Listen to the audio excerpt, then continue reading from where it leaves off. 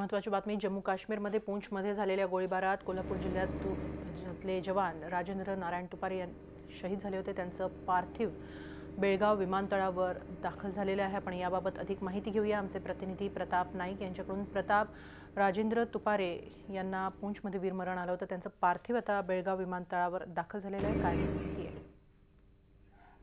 राजेंद्र तुपारे यांचं पार्थिव काही वेळेपूर्वीच या सांब्रा विमानतळावर आलेलं आहे आणि या ठिकाणी बेळगाव जिल्हा प्रशासन असेल किंवा अन्य अधिकाऱ्यांच्या वतीनं त्यांच्या पार्थिवाला मानवंदना देण्याचं काम सध्या सुरू आहे। एकूणच आपण बघतो की ज्या बटालियनमध्ये बेळगाव बटालियनमध्ये राजेंद्र सहभागी झाले होते किंवा एकूणच सैन्यामध्ये भरती झाले होते, त्याच बटालियनचे जवान आज त्यांना या आपल्या जवानाला निरोप देताना दिसतात किंवा त्यांच्या एकूण पार्थिवाला श्रद्धांजली वाहताना दिसतात।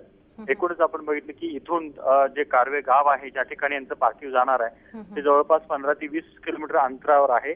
पण आज रात्री हे पार्थिव इथल्या मराठा बटालियनमध्ये ठेवलं जाणार आहे आणि त्याच्यानंतर उद्या सकाळी 7 वाजता ते पार्थिव पुन्हा त्यांच्या गावाकडे जाईल। गावाकडे गेल्यानंतर जवानांच्या घरी त्यांचं पार्थिव अंत्यदर्शनासाठी ठेवलं जाईल आणि त्याच्यानंतर ते पार्थिव शाळेच्या ग्राउंडवर नेऊन त्या ठिकाणी पुन्हा त्यांना अखेरचे मानवंदना त्या ठिकाणी दिलं जाईल। एकूणच आपण बघतोय की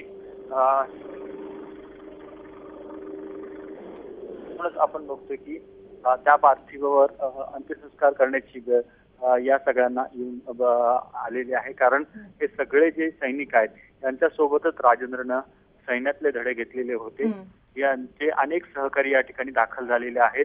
मराठा लाईफ इन्फंट्रीचे अनेक अधिकारी या ठिकाणी आहेत, ते आपल्या जवानाला अखेरचा निरोप देत आहेत। एकूणच आपण बघतो की बेळगाव आणि या परिसरामध्ये असणारी जे मोठ्या प्रमाणात गाव आहेत किंवा कारवे गाव असो, दोन्ही ठिकाणी शोककळा पसरलेली आहे। धन्यवाद प्रताप, आपण दिलेल्या सविस्तर माहितीसाठी। झी 24 तास रहा एक पाऊल पुढे।